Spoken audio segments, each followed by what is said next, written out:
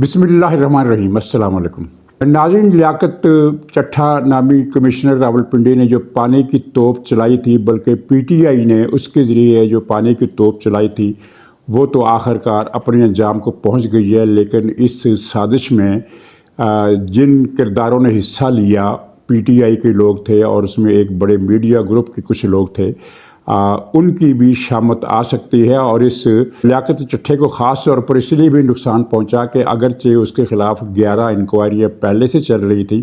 लेकिन इस फड्डे के बाद उसके ख़िलाफ़ बहुत सारे और मामलात भी सामने आए हैं और अब उनकी तहकीकात भी होगी। तो हम ये कह सकते हैं कि लियाकत साहब जो हैं वो बहुत बुरी तरह फंसे हैं और अपने साथ कुछ दूसरों को भी फंसाएंगे। और पीटीआई का ये ख्वाब कि ये चट्ठा वाली तोप चलाकर वो पता नहीं कौन सा कोहराम बर्पा कर देंगे, वो बुरी तरह नाकाम हुई है। और हुकूमत साजी के लिए पीपल्स पार्टी और मुस्लिम लीग नून में जो मुफाहमत हो चुकी है तकरीबन, ये कहना चाहिए, क्योंकि अभी भी कुछ मसाइल बाकी हैं। लेकिन ये हम ये कह सकते हैं कि मुस्लिम लीग नून ने जो पैगाम दिया कि हम हुकूमत साजी में, वफाक के अंदर हुकूमत साजी में कोई दिलचस्पी नहीं रखते, पीपल्स पार्टी और आज़ाद उम्मीदवार पीटीआई के लोग चाहें तो वो हुकूमत बना ले, हमें कोई एतराज़ नहीं। ये चाल जो थी या जो पैगाम था ये कारगर साबित हुआ और पीपल्स पार्टी के कुछ होश ठिकाने आए। और अगरचे अब भी पीटीआई और पीपल्स पार्टी दोनों एक दूसरे को ललचाई हुई नज़रों से देख रही हैं, लेकिन बस नहीं चल रहा, रुकावटें बहुत ज़्यादा हैं। वो क्या एक फ़िल्मी गाना याद आ रहा है कि पिया कैसे मिलूँ तुझसे, मेरे पाँव पड़ी जंजीर।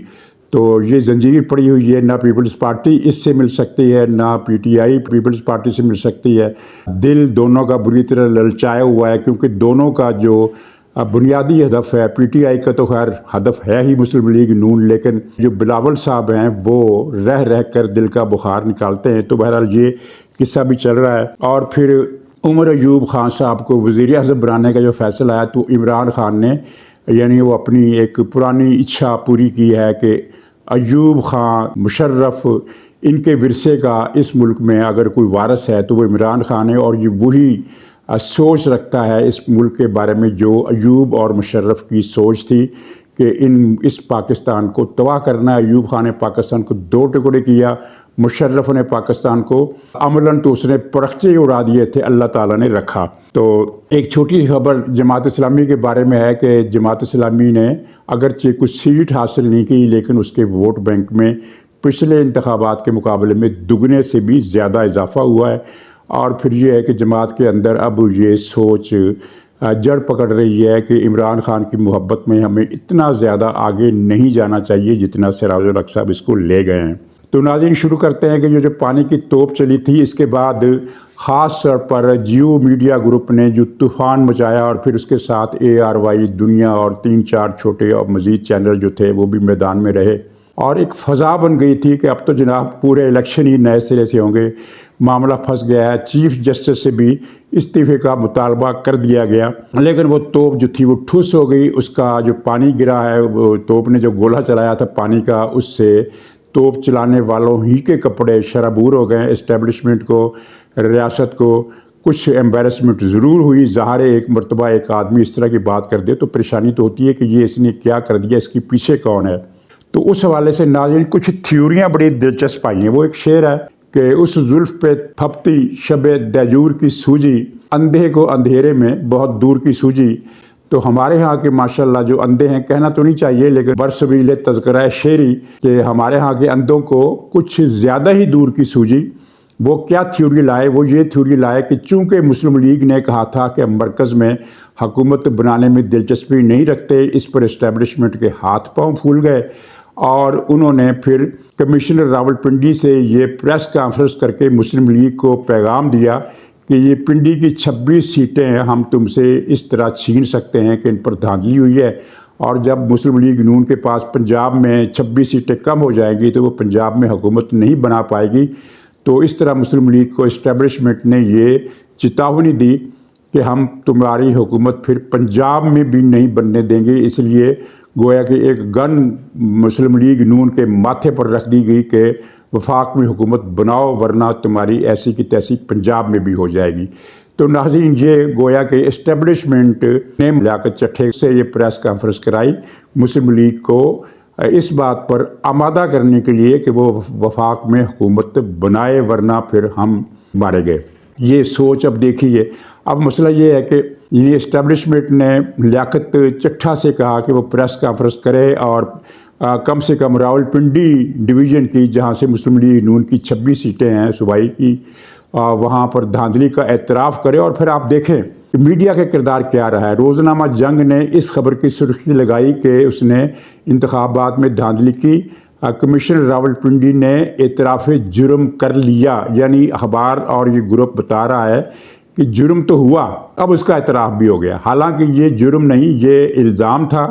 ایک جھوٹا دعویٰ تھا، ایک سازش تھی جس کے تار و پود کھل گئے ہیں۔ آپ دیکھیے کہ امریکہ میں پی ٹی آئی کا جو نیٹ ورک ہے سوشل میڈیا کا، ان کو 2 گھنٹے پہلے ہی پتا تھا کہ پریس کانفرنس ہونے والی ہے اور اس میں لیاقت چٹھے نے کیا بات کرنی ہے۔ تو سازش کے تانے بانے یوں ہیں کہ اس میں پی ٹی آئی کے لوگ ملوث تھے۔ لیاقت چٹھے کو کافی بھاری رقم کئی کروڑ میں ادا کی گئی اور غیر ملکی بینکوں میں ادا کی گئی، اور اس کا جو اسکرپٹ لکھا پریس کانفرنس کا وہ جیو میڈیا گروپ کے کچھ لوگ بتائے جاتے ہیں جنہوں نے سارا اسکرپٹ لکھا۔ اس سازش میں وہ آن بورڈ تھے پہلے سے، اور اس کے علاوہ جو دوسری تفصیلات ہیں وہ بھی ایجنسیوں کے علم میں آ گئی ہیں، اگرچہ تحقیقات آج سے شروع ہو رہی ہے، اور اس تحقیقات کے نتیجے میں لیاقت چٹھے کو تو جو بھگتنا پڑے گا، اس کا جو امریکہ جانے کا خواب تھا، وہاں جا کر سیاسی پناہ لینے کا، اس کو یہ بتایا گیا تھا کہ تم پریس کانفرنس کر کے امریکہ چلے جانا اور تمہارے کھاتے میں یہ رقم جمع ہو گئی ہے، وہاں جا کر عیش کرنا اور سیاسی پناہ بھی لے لینا، کیونکہ سیاسی پناہ کے لیے بڑا ایک یہ ویلڈ پوائنٹ تھا برطانیہ میں یا امریکہ میں سیاسی پناہ لینے کے لیے کہ جناب میں نے چونکہ دھاندلی کا منصوبہ بے نقاب کیا تھا، اس لیے اسٹیبلشمنٹ میرے پیچھے پڑ گئی ہے۔ تو یہ چیزیں اب ساری اوپن ہو رہی ہیں، اور یہ دنیا میں کبھی ہوا نہیں ہے کہ پنڈی ایک ڈویژن کی 26 سیٹیں صوبائی اسمبلی کی 26 کی 26 دھاندلی کر کے ایک پارٹی کو دلوا دی جائیں۔ تو اب یہ جو اندھوں کو اندھیروں میں بہت دور کی سوجی ہے کہ یہ فیصلہ فوج نے کروایا ہے، اس کو تقویت دینے کے لیے ایک چیز اس نے، یعنی یہ سازش ہوتی ہے، یہ پہلے سے اس میں یہ نقطہ بھی شامل تھا۔ چنانچہ لیاقت چٹھے نے اپنی پریس کانفرنس میں کہا کہ دھاندلی الیکشن کمشنر کے حکم پر ہوئی ہے، چیف جسٹس کے حکم پر ہوئی ہے، اور فوج کا اس میں کوئی کردار نہیں، فوج کو کلین چٹ دی۔ اور یہ جو سازشی تھیوری دینے والے ہیں وہ یہ کہتے ہیں کہ دیکھو اگر اس کو فوج نے نہ ڈپیوٹ کیا ہوتا تو یہ فوج کے اوپر بھی الزام لگاتا، اس نے فوج کو جو کلین چٹ دی ہے اس کا مطلب یہ ہے کہ اسے فوج نے ہی بھیجا اور فوج ہی نہیں کیا۔ تو اب فوج کو پھر تحقیقات کرنے کی کیا ضرورت پڑی ہے؟ جتنی پھرتی سے حساس ایجنسیوں نے اس معاملے کی تحقیقات کی ہے، اور پھر یہ کہتے ہیں، صحیح کہتے ہیں، خیر یہ بات تو صحیح ہے کہ ٹویٹر پر جو پابندی لگی ہے، ٹویٹر کو جو انہوں نے روکا ہے ایک مصنوعی طریقے سے، اگرچہ لوگ وی پی این کے ذریعے دیکھ رہے ہیں، تو اس روکنے کی وجہ بھی یہ ہے کہ لیاقت چٹھے کی پریس کانفرنس کے بعد لوگ جو تبصرے کر رہے ہیں وہ تبصرے نہ کریں۔ اگر یہ فوج نے خود ہی کروایا تو پھر فوج کو تو چاہیے تھا کہ ٹویٹر پر ان تبصروں کی حوصلہ افزائی کرتی، اور پھر ایک تھیوری یہ بھی لائے جو بہت دور کی جن کو سوچتی ہے کہ جناب فوج اصل میں مارشل لا لگانا چاہتی ہے، تو اب وہ سیاستدانوں کو وہ بدنام تو کر ہی چکی ہے، اب وہ بیوروکریسی کو بدنام کر رہی ہے کہ بیوروکریسی میں بھی کرپٹ لوگ بھرے ہوئے ہیں۔ چنانچہ یہ پریس کانفرنس کرا کے انہوں نے اپنا راستہ ہموار کر لیا ہے، اپنا الو سیدھا کر لیا ہے، اب وہ کسی وقت بھی مارشل لا لگا دیں گے۔ یہ میں اس بارے میں بڑا کلیئر ہوں کہ مارشل لا لگنے کا کوئی چکر نہیں ہے، یہ ان لوگوں کی سازشی تھیوریاں ہیں، اور یہ سازشی تھیوریاں ایک دوسرے سے میچ نہیں کرتی۔ پھر یہی ٹولہ یہ تھیوری بھی لا رہا ہے کہ دراصل دھاندلی تو ہوئی ہے، اور اب فوج چاہتی ہے کہ عوام کو وہ یہ باور کرائے کہ دھاندلی ہم نے نہیں کی، سول بیوروکریسی نے کی ہے۔ یہ تیسری تھیوری ہے ان کی، جو پہلی سانس میں یہ کہتے ہیں کہ فوج نے نواز شریف کو ڈرانے کے لیے پریس کانفرنس کرائی ہے، وہی یہ کہتے ہیں کہ یہ مارشل لا لگانے کے لیے پریس کانفرنس کرائی ہے، اور پھر تیسری سانس میں وہی لوگ یہ کہتے ہیں کہ یہ فوج نے خود کو بری کرنے کے لیے کہ ہمارا اس میں کوئی تعلق نہیں ہے، یہ بیوروکریسی کا کام ہے۔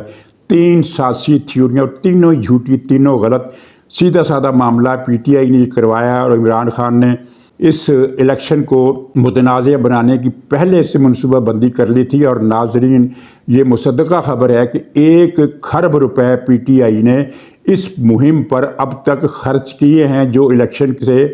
پہلے ہی شروع ہو چکی تھی، الیکشن سے پہلے یہ ایک کمپین آپ کو یاد ہوگا بڑی زور و شور سے چلی تھی سوشل میڈیا پر اور چینلز پر بھی پی ٹی آئی کی طرف سے کہ نواز شریف کو سادہ اکثریت دلانے کا فوج نے بندوبست کر لیا ہے اور انتخابات کے دن یہ دھاندلی ہوگی، اور ایک منصوبہ اور بھی تھا جو پھر ناکام ہو گیا کہ الیکشن کے دن انہوں نے ہر جگہ پر جلوس نکالنے تھے اور بائیکاٹ کرنا تھا کہ جناب دھاندلی ہوگی، اس پر وہ عمل نہیں ہو سکا۔ جس طرح پرسوں ہفتے کے دن ان کی جو کال تھی وہ بری طرح ناکام ہوئی، 20 یا 22 شہروں میں ان کے 100 200 کے جلوس نکلے، صرف پشاور اور اسلام آباد میں ان کے جلوس قابل ذکر تھے، کسی حد تک قابل ذکر، یعنی اسلام آباد میں کوئی 1000 1500 کا مجمع تھا، اتنا ہی پشاور میں تھا، باقی تمام شہروں میں 40 50 20 22 25 30 اتنے آدمی تھے، اور یہ بہت بری طرح فلاپ ہوئی، جبکہ اس کا دعویٰ تھا پی ٹی آئی کا کہ یہ ہمارا ہفتے کے دن جو احتجاج ہونے والا ہے یہ احتجاج کی تاریخ کے اگلے پچھلے ریکارڈ توڑ کر رکھ دے گا۔ تو ظاہر عمران خان کو اس میں بھی صدمہ ہوا، بہت بری طرح ناکام ہوا یہ یوم احتجاج۔ ان کے مقابلے میں بلوچستان کی جو 4 قوم پرست جماعتوں کا اتحاد ہے اس کی پہیہ جام ہڑتال بڑی حد تک کامیاب رہی۔ ایک وفاقی وزیر کا بیان آیا کہ یہ ہڑتال ناکام نہیں رہی۔ اگر اسے 100% کامیاب نہیں کہا جا سکتا تو 75% کامیاب اسے ضرور کہا جا سکتا ہے۔ پورے بلوچستان میں سڑکیں بند ہیں، دکانیں بند ہیں، بازار بند ہیں، اس سے زیادہ کامیاب ہڑتال اور کیا ہوگی؟ تو بلوچستان کی طرف خصوصی توجہ دینے کا متقاضی ہے یہ معاملہ۔ تو دھاندلی کی بھی میں تھوڑی سی ریپیٹیشن کروں گا اس حوالے سے کہ کتنی دھاندلی اور کس نے کی ہے اور یہ معاملہ کس طرح غلط طریقے سے لے جایا جا رہا ہے۔ تو بہرحال پی ٹی آئی اس مسئلے میں ناکام ہوئی۔ تو اب پیپلز پارٹی جو ہے اس کو ایک مسلم لیگ نے جو میسیج دیا تھا اس کے بعد پیپلز پارٹی تھوڑی راہ راست پر آئی، اسے اندازہ ہوا کہ وہ پی ٹی آئی سے مل کر حکومت کیسے بنائے گی، کیونکہ اگر وہ پی ٹی آئی سے مل کر حکومت بناتی ہے تو کیا عمران خان اس کو اتنا حصہ دیں گے جتنا وہ مسلم لیگ نون سے مانگ رہی ہے؟ اس کا تو وہ 10واں حصہ بھی نہیں دے گا عمران خان۔ اب ایسا تو نہیں ہو سکتا کہ حکومت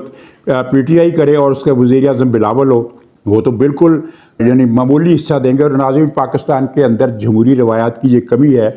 کہ اگر جمہوری روایت ہوتی تو جس پارٹی کا جتنا حصہ بنتا ہے اسے اتنی ہی حکومت میں نمائندگی ملنی چاہیے، لیکن پیپلز پارٹی اس سے بہت بڑھ کر نمائندگی مانگ رہی ہے، اور یہ ماضی میں پاکستان کے اندر 2-3 مرتبہ پہلے بھی ہو چکا ہے۔ مثلا 1970 کے انتخابات میں پختونخوا جو اس وقت صوبہ سرحد کہلاتا تھا، نیشنل عوامی پارٹی اور پیپلز پارٹی کو زیادہ سیٹیں ملی، جے یو آئی کو تیسرے نمبر پر صرف 6 سیٹیں ملی تھی، صرف 6، شاید 80 ارکان پر مشتمل تھی اس وقت صوبائی اسمبلی، تقریباً 80 یا 75 ارکان تھے۔ تو جے یو آئی کی صرف 6 سیٹیں ملی، تو جے یو آئی نے شرط رکھی کہ جو پارٹی ہمیں وزارت اعلیٰ کی پیشکش کرے گی ہم اس کا ساتھ دیں گے۔ تو نیشنل عوامی پارٹی نے یہ پیشکش کر دی اور مفتی محمود صاحب مرحوم وہ اس کے پختونخوا کے وزیر اعلیٰ بنے صرف 6 سیٹوں کے بل پر۔ اس کے بعد پنجاب میں جب مسلم لیگ نون کی حکومت کا تختہ الٹا گیا تو منظور بھٹو کے پاس بھی اتنے ہی آدمی تھے، 5 یا 6 یا اتنے ہی تھے، تو وہ 5 یا 6 ارکان کے بل پر وہ پیپلز پارٹی نے اسے وزیر اعلیٰ بنا دیا۔ تو یہ غیر جمہوری سوچ ہے۔ جمہوری ملکوں میں یہ ہوتا ہے کہ لوگ اگر مخلوط حکومت بنانے کے لیے کوئی پارٹی اپنا تعاون بڑی پارٹی کو پیش کرتی ہے تو اپنے جسے کے مطابق حصہ مانگتی ہے، اس سے زیادہ نہیں۔ لیکن پیپلز پارٹی نے تمام آئینی عہدے مانگ لیے، پنجاب میں بھی اس کو وزارتیں مل رہی ہیں، اور اب اگرچہ پیپلز پارٹی تھوڑا پیچھے ہٹی ہے اور 2 آئینی عہدوں پر اس نے اکتفا کیا ہے، اور گورنروں کے مسئلے پر یہ طے ہوا ہے کہ اس کا فیصلہ بعد میں ہوگا، لیکن اب بھی اس نے زیادہ حصہ لیا ہے جتنا حصہ اس کا بنتا تھا، اور مسلم لیگ کو قربانی دینی پڑی۔ مثلا بلوچستان میں جے یو آئی، پیپلز پارٹی اور مسلم لیگ کی عددی اکثریت، جو عددی تعداد ہے ان کی ارکان کی، وہ یکساں ہے۔ پہلی دونوں پارٹیوں کے 11 ارکان ہیں اور مسلم لیگ نون کے 10 ارکان ہیں، یعنی تینوں کا قد جو ہے وہ مساوی ہے۔ لیکن وہاں بلوچستان میں مسلم لیگ نون تیار ہو گئی ہے کہ وہاں حکومت پیپلز پارٹی بنائے گی، مسلم لیگ اس کا ساتھ دے گی۔ اس سے بہتر تھا کہ مسلم لیگ خود جے یو آئی سے رابطہ کر کے ہر صوبے میں الگ الگ سودے بازی ہو سکتی تھی، لیکن ظاہر ہے وفاق میں اگر حکومت کرنی ہے تو پھر پیپلز پارٹی کا یہ مطالبہ بھی مسلم لیگ نون کو ماننا پڑا، جو ایک بڑی قربانی ہے، اور بلوچستان میں اس سے مسلم لیگ نون کو نقصان ہوگا۔ بلوچستان میں کافی طویل عرصے کے بعد مسلم لیگ کو ایک اچھی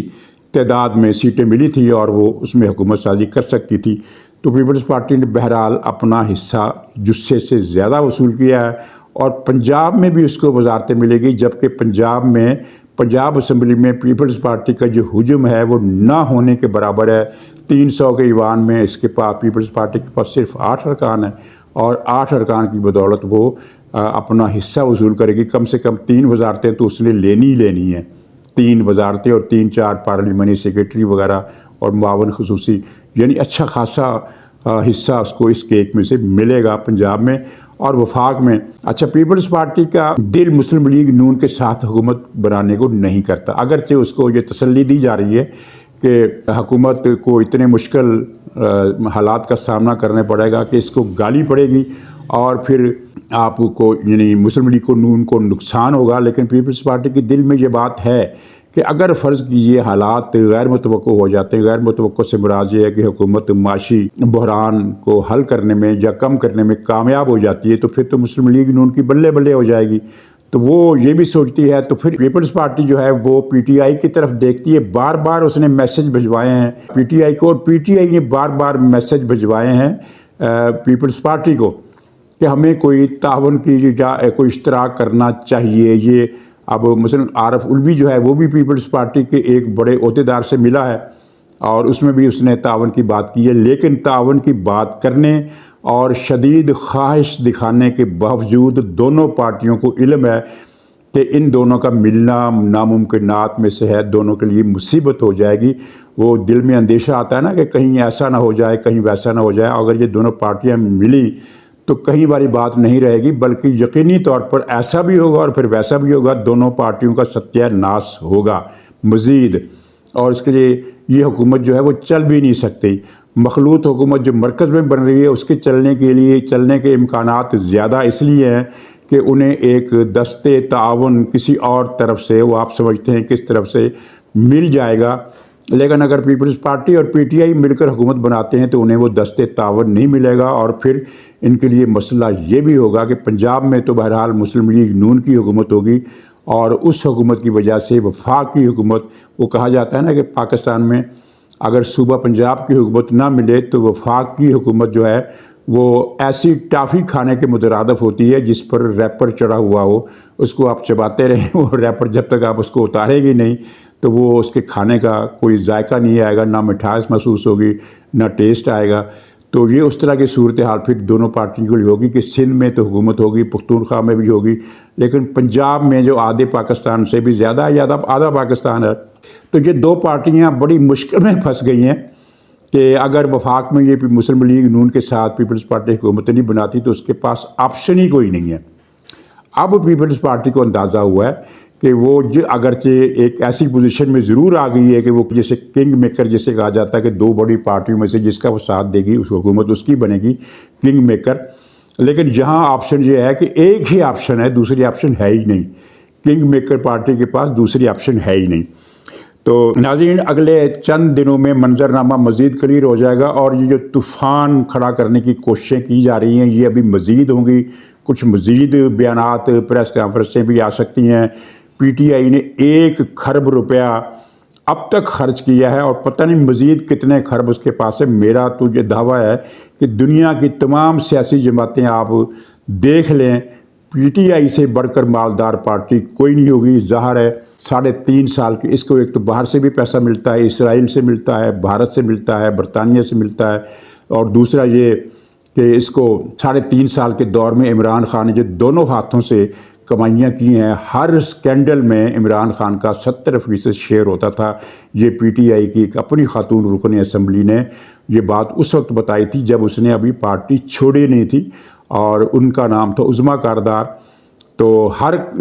اب دیکھیں عمران خان کے دور میں کھربوں روپے اور اربوں روپے کی مالیت کے کم سے کم 100 سکینڈل آئے ہیں، تو ہر سکینڈل میں سے 70% حصہ اگر عمران خان کو ملتا تھا تو عمران خان کی دولت کا اندازہ تو میرے خیال میں یہ بل گیٹ بھی نہیں لگا سکتا کہ اتنی زیادہ دولت اس نے اکٹھی کی ہے لوٹ مار کر کے ہر شعبے میں۔ اور پھر اس نے فرہ گوگی کو جو لگا رکھا تھا پنجاب میں تبادلوں اور تقرریوں پر کروڑوں روپے، فی تبادلہ فی تقرری کئی کروڑ روپے کی رشوت وہ لیتی تھی، اور اس میں اس کی ایک حصہ وہ جاتا تھا ان کو، اس کے فرہ گوگی کی نیٹ ورک کو، جس میں 6-7 عورتیں اور مرد شامل تھے، اور 2 حصے جاتے تھے عمران خان کو، اور پھر جو بشرا بی بی نے جو لوٹ مار کی گلابو جادوگرنی نے، وہ الگ ہے، وہ کہتی ہے مجھے زہر دے دیا گیا اور پتہ نہیں میری آواز خراب ہو گئی ہے، مجھے کھانسی ہے، پورے پنجاب میں کھانسی، نمونیا اور اس طرح کی جو بیماری ہے وہ پھیل رہی ہے، لیکن بشرا بی بی کہتی ہے کہ وہ سب کو چھوڑو، جو مجھے بیماری ہوئی ہے یہ مجھے اصل میں زہر دیا گیا ہے اور یہ اس زہر کی وجہ سے کھانسی ہے۔ دراصل اس نے جو حرام کی کمائی کھائی ہے تو یہ اس کے گلے کی پھانس بن رہی ہے، تو اس پر خیر اب کیا بات کرنی۔ ناظرین، جماعت اسلامی کو الیکشن میں کوئی سیٹ نہیں ملی، قومی اسمبلی کی ایک بھی سیٹ نہیں ملی، پختونخوا میں 2 سیٹیں ملی تھی وہ بھی چھین لی گئی، کراچی میں 1 سیٹ ملی تھی سوائی کی، وہ انہوں نے واپس کر دی۔ تو وہاں حالات کراچی میں یہ تھے کہ جماعت اسلامی یعنی الیکشن کمیشن کی اپنی رپورٹوں کے مطابق جماعت اسلامی صوبائی اسمبلی کی 7 سیٹوں پر جیتی تھی، 7 سیٹوں پر، لیکن ایم کیو ایم نے دھاندلی کر کے وہ سیٹیں جماعت اسلامی سے چھین لی، 6 کی 6، اور 1 رہنے دی حافظ نعیم الرحمان صاحب کی، وہ بھی انہوں نے واپس کر دی۔ اسی طرح پنجاب میں بھی ان کو کوئی سیٹ نہیں ملی۔ لیکن پچھلے الیکشن میں جماعت اسلامی کو کل 7 یا 7.5 لاکھ ووٹ ملے تھے، مجھے وہ ٹھیک سے یاد نہیں ہے، لیکن وہ 10 لاکھ سے بہرحال کم تھے۔ اس الیکشن میں جماعت اسلامی کو 20 لاکھ ووٹ ملے ہیں، 20 لاکھ، یعنی، اور یہ ایک بڑی تعداد ہے ووٹروں کی، یعنی اگر پارٹی وائز گنا جائے تو یہ بہت اہم تعداد ہے۔ اس کا مطلب یہ ہے کہ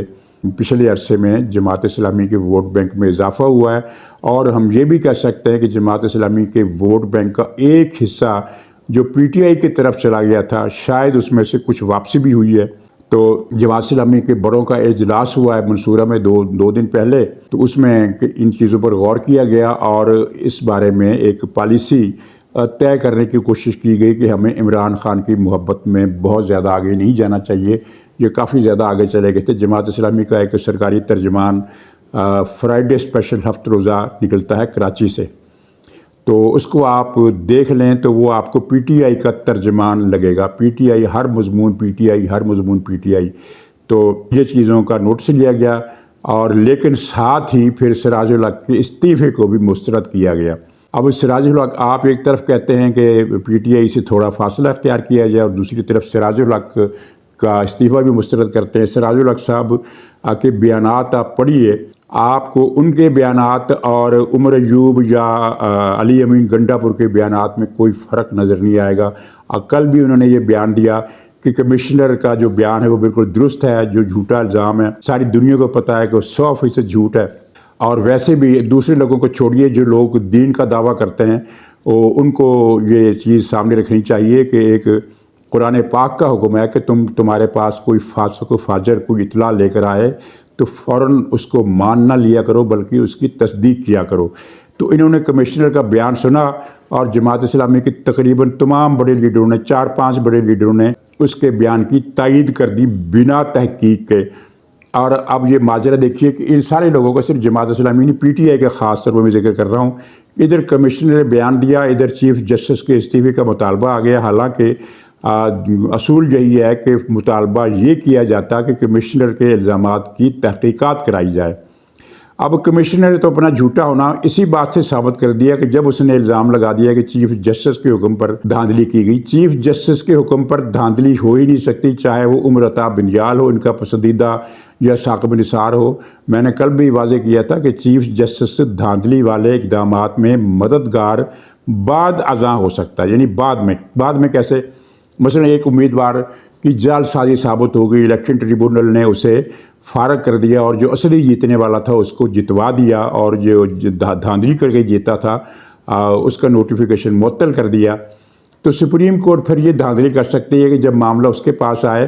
تو وہ دھاندلی والے امیدوار کے حق میں فیصلہ دے دے اور اسے بحال کر دے، یعنی بعد از الیکشن دھاندلی یا قبل از وقت کچھ سہولت کاری بھی سپریم کورٹ کر سکتی ہے، جو ہمارے پاکستان میں ہمیشہ ہوتا رہا ہے۔ اور خاص طور پر ثاقب نثار نے پچھلے الیکشن میں جو کیا تھا پی ٹی آئی کو جتوانے کے لیے اور مسلم لیگ نون کو ہروانے کے لیے، پری پول بھی اور آفٹر پول بھی، لیکن انتخابی عمل میں یعنی ووٹنگ کا جو مرحلہ ہوتا ہے جس میں ووٹ ڈالے جاتے ہیں، پھر گنے جاتے ہیں، پھر وہ فارم تیار ہوتے ہیں، اس میں تو چیف جسٹس کا دور دور تک کوئی تعلق ہی نہیں ہوتا۔ تو یہ کمشنر نے جب چیف جسٹس کا نام لیا، ان پر الزام دھرا، تو اپنے جھوٹے ہونے کا اس نے उसी प्रेस कॉन्फ्रेंस में ऐलान कर दिया। तो उसके बाद भी अगर कोई ये कहे कि ये कमिश्नर का बयान दुरुस्त है, तो फिर ये ज़ाहिर है कि ये अखलाकियात की भी नफ़ी है, अक्ल सलीम की भी नफ़ी है, रवायात की भी नफ़ी है। बहरहाल सिराजुल हक साहब को शिकवा नहीं किया जा सकता, क्योंकि इनके तो कारनामे माजी में बड़े शानदार रहे हैं। ये राहील शरीफ और बाजवा साहब के लिए इन्होंने जो खिदमात अंजाम दी हैं, उसके पेश नज़र उनसे तो कोई तवक्को नहीं हो सकते। लेकिन जमात इस्लामी के दूसरे लीडरों को ज़ाहिर उनका एक नज़रिए की बुनियाद है, सिराजुल हक साहब का तो कोई नज़रिया ही नहीं है। लेकिन जो दूसरे जमात इस्लामी के नज़रियात वाले लोग हैं, उनको कमिश्नर के बयान पर इस तरह आमन्ना व सद्दकना नहीं कहना चाहिए। तो नाज़रीन, कुछ पॉइंट्स और भी हैं, लेकिन इंशाल्लाह उनका जिक्र अगले प्रोग्राम में। फ़िलहाल मैं जाते जाते एक बात कह दूं कि नंबर 1 मार्शल लॉ लगने का ख़तरा नहीं है, और नंबर 2 ये जो